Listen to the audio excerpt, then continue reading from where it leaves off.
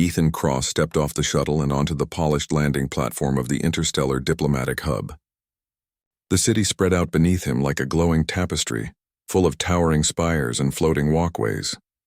Alien ships of every shape and color hovered in the sky, each one more strange than the last. Ethan had seen a lot in his life, from human battlefields to corporate negotiations on distant planets. But nothing quite prepared him for this. He adjusted the strap of his messenger bag and glanced at the small communicator clipped to his belt.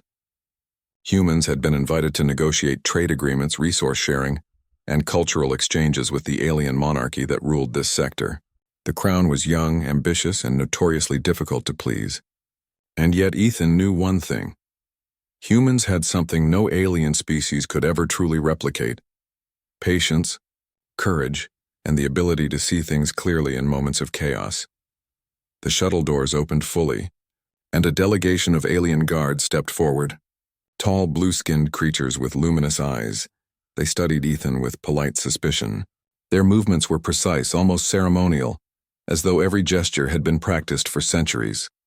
One of them, a middle-aged officer with a silver sash across his chest, stepped forward and bowed in a strict, formal way. "Welcome, human," the officer said in a voice that vibrated slightly, as if tuned to some frequency humans couldn't detect. "You are expected in the royal audience hall immediately. The princess awaits." Ethan nodded, keeping his expression calm. He followed the officer through the long corridors of the palace, noting the intricate patterns of light that shifted across the walls, almost like they were alive. Alien courtiers whispered among themselves, glancing at him curiously. The humans' reputation as bold explorers and strong negotiators had reached even this far corner of the galaxy. Some admired them. Others looked at them as primitive. Ethan didn't mind. Finally, they reached the massive double doors of the royal audience hall. The officer gestured, and the doors swung open silently. Ethan stepped inside. The hall was enormous, circular, with a ceiling that glowed like a pale sun. At the far end, seated on a throne carved from a single crystalline structure, was Princess Lysera. She was 20 years old, slender, with striking violet eyes and hair that shimmered like liquid metal. Her expression was sharp, confident, and undeniably royal. She said, her voice smooth and musical. "The human has arrived." Ethan inclined his head slightly in greeting. "Princess Lysera, it is an honor to meet you." The princess laughed softly, a sound like wind over glass. "Honor? Is that what your kind values most? Weakness disguised as manners?" She leaned forward, resting her chin on her delicate hand. "Tell me, human, how does your species survive without wings, scales, or any natural defenses? I suppose your weapons and bravery are your only tools." The hall fell silent. Courtiers and guards exchanged glances. Ethan could feel the tension. He knew that in this alien court, public insults were not only common, they were a test of strength, cleverness, and composure. Many diplomats before him had snapped, argued, or even resorted to threats. Most had failed spectacularly. Ethan did nothing. He straightened his back, kept his hands at his sides, and simply looked at Lysera. He did not speak. A whisper ran through the hall. The alien courtiers were shocked. No one had ever ignored the princess so completely. Lysera's lips curved in a small, calculating smile, thinking she had struck a nerve. Yet Ethan did not flinch, did not respond, and did not even glance away. "Human?" she said again, a hint of impatience in her tone. "Do you not care what I say?" Ethan's voice was calm, even, and quiet, but it carried easily across the hall. "I care about what matters," he said simply. "Insults are not one of them." The silence deepened. A few of Lysera's advisors shifted uncomfortably, unsure how to react. The princess herself blinked, startled that this human refused to be provoked. You dare speak to me like that?" she asked, leaning forward slightly. Her violet eyes narrowed, curious, frustrated, and slightly offended all at once. "I speak as I must," Ethan replied. "I did not come here to argue or to compete for your approval. I came to represent my people, and if our nations are to work together, I will do so with respect, not ego." For a moment, the room felt as if time itself had stopped. Lysera opened her mouth to retort but found no words that could unsettle him. Her pride bristled, but something else flickered in her expression. Curiosity. "Interesting," she said finally, leaning back and resting her hand on her throne. "You do not fight. You do not plead. You simply ignore. Fascinating." Ethan nodded slightly and took a step back. Without a word, he turned and walked toward the exit. His pace was steady, confident, and utterly calm. Every eye in the hall followed him. Some of the alien guards tensed, expecting an attack, but Ethan did not even glance at them. He simply walked. Lysera's eyebrows shot up. She had never seen anyone, alien or otherwise, walk away from her in such a manner. This human, with no weapons and no supernatural strength, had dared to defy her without a single word of disrespect or aggression. The murmurs in the hall began quietly, and then grew louder. "Has he no fear?" one courtier whispered. "No shame?" another asked. Ethan reached the hall doors and stopped. He turned his head slightly, looking back at Lysera. His eyes were steady, unwavering. "Words alone do not define strength," he said. Then he stepped through the doors and into the corridor beyond. Behind him, the court was silent. Even Lysera remained quiet for a moment, staring after him. She had been insulted countless times before, yet this human's calmness had somehow made her own words feel hollow. The lesson was clear. He was not afraid, and he was not impressed by titles or threats. In the days that followed, Ethan's quiet composure became a topic of discussion throughout the palace. Aliens debated what this meant. Some argued that the human was foolish, lacking the pride or cunning to survive in court politics. Others began to suspect that his calmness hid a deeper strength, a power the aliens did not understand. Meanwhile, Ethan went about his duties without fanfare. He met with human diplomats, observed the court, and made careful notes about customs, traditions, and weaknesses he could exploit, not for war, but for negotiation. He had learned long ago that patience and observation were more powerful than anger or aggression. Lysera, for her part, found herself thinking about the human more often than she would admit. She had expected anger, fear, or at least some display of submission. Instead, he had done the impossible. He had walked away. And yet he had not lost her attention. In fact, he had gained it. That night in her private chambers, Lysera could not shake the memory of his steady gaze, his calm movements, and the quiet dignity that seemed to radiate from him. She had spent her whole life being respected or feared by others, yet here was a human, a stranger, who had earned a kind of authority simply by refusing to play the expected game. "What is it about him?" she asked aloud to no one. "Why is he not afraid? Why does he not bow? Why does he walk away?" Even her advisors did not have answers. Humans were unpredictable in ways aliens could not always understand, and perhaps that was exactly the point.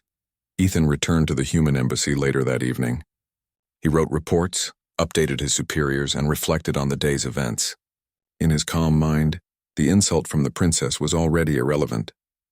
He had done exactly what was required: maintain dignity, avoid unnecessary conflict, and observe.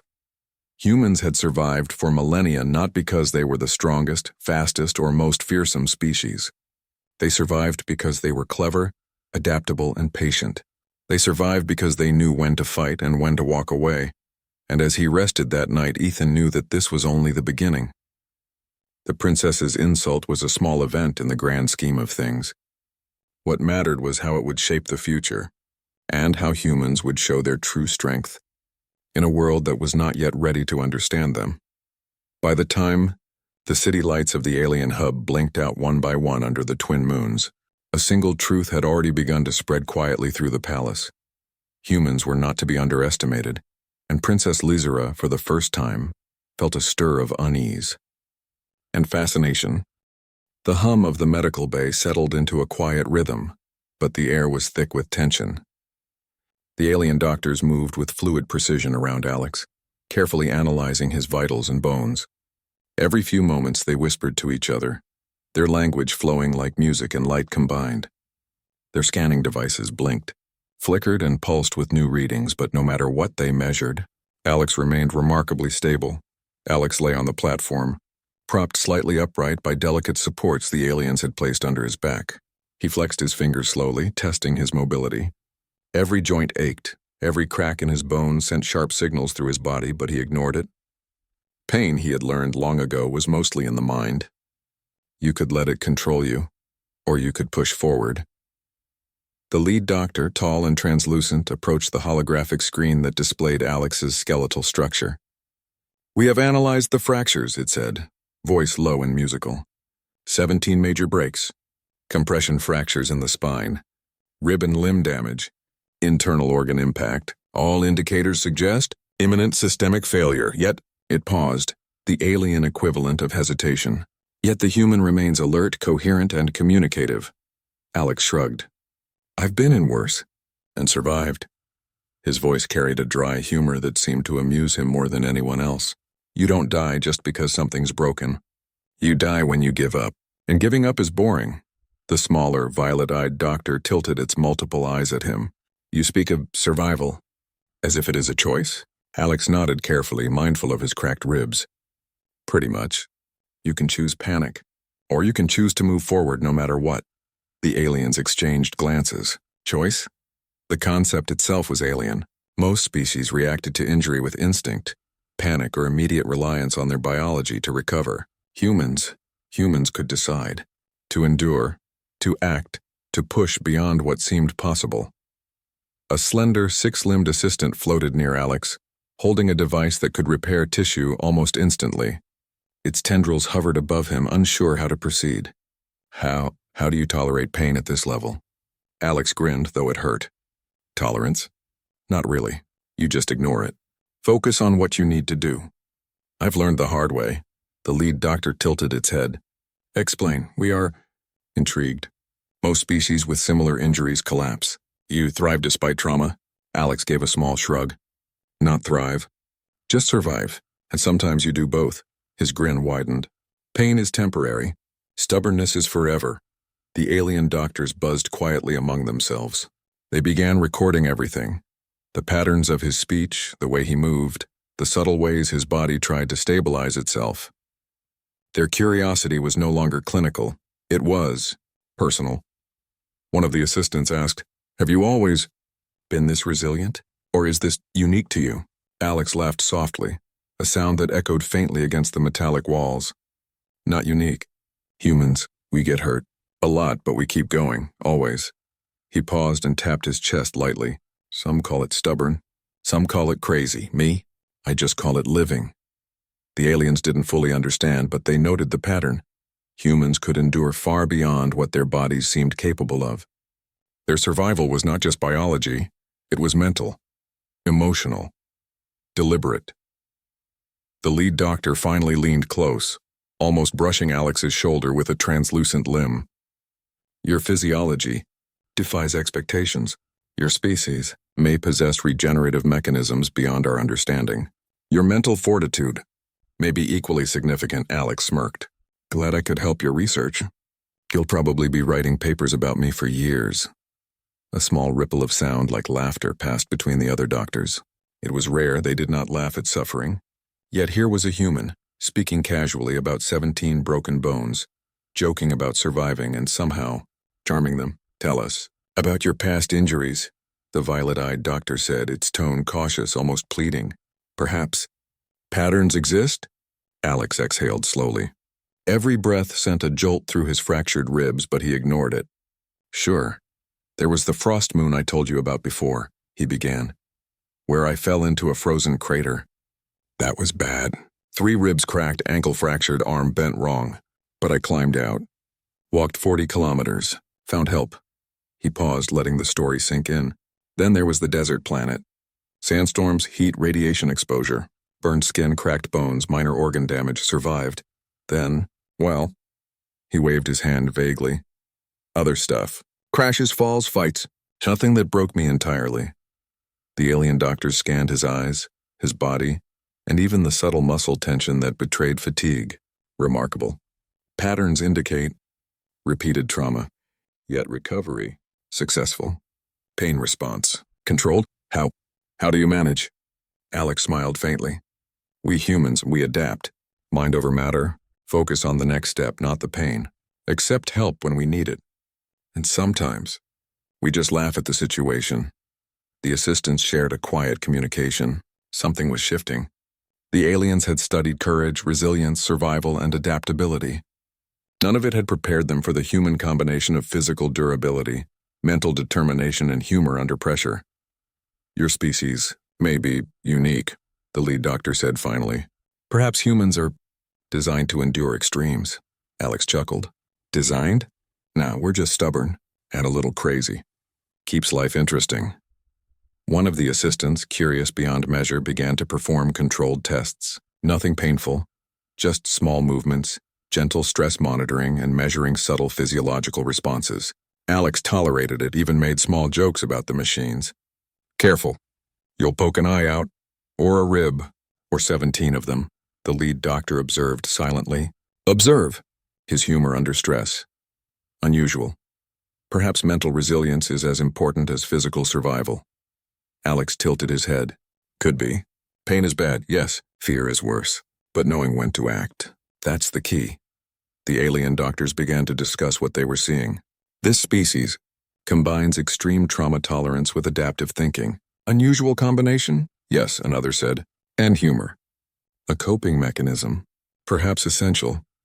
Alex caught part of this and raised an eyebrow. You're analyzing my jokes now? Guess I'm famous. He laughed softly, careful not to twist his broken jaw. The lead doctor finally spoke to him directly. Human, your actions, your behavior. It teaches us, perhaps. Your species has capabilities we do not yet comprehend. Alex shrugged, letting the words sink in. Teach you? Sure, I survive, I talk, I laugh. You can learn from that if you want.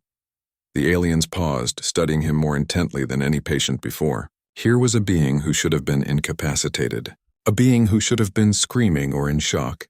Yet Alex was curious, alert, and teaching them about his species simply by existing. Hours passed. Slowly, the medical bay lights dimmed to simulate night cycles. Alex, exhausted but alert, lay back, letting the gentle support hold him steady. The aliens took shifts monitoring him, whispering and exchanging data. Every now and then Alex spoke softly, telling small stories of previous injuries and adventures. Each tale was a lesson. Humans endured because they could choose to endure. Humans survived because they refused to give up. Humans were remarkable. Finally, the lead doctor approached Alex once more. Its tone was calm but carried a note of respect.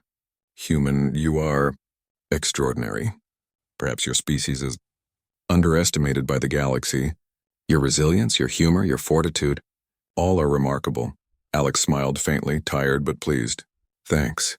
You'll find humans are like that a lot. You just have to meet one or survive 17 broken bones with them to know. The doctor's eyes glimmered. We will record, study, learn, your species. We must understand further. Alex grinned, wincing at a rebush. Good luck. Humans aren't easy to understand. That's half the fun. The medical base settled into quiet again. Alex drifted into a light rest, alert even in sleep. The aliens watched him closely, their curiosity now bordering on fascination. Every signal, every breath, every tiny reaction was a lesson in human endurance. For the first time, the alien doctors realized that humans were not just another species to study. Humans were something different, something extraordinary, something the galaxy had underestimated. And Alex, in his usual casual manner, whispered to himself as he drifted into a brief sleep. Just another day.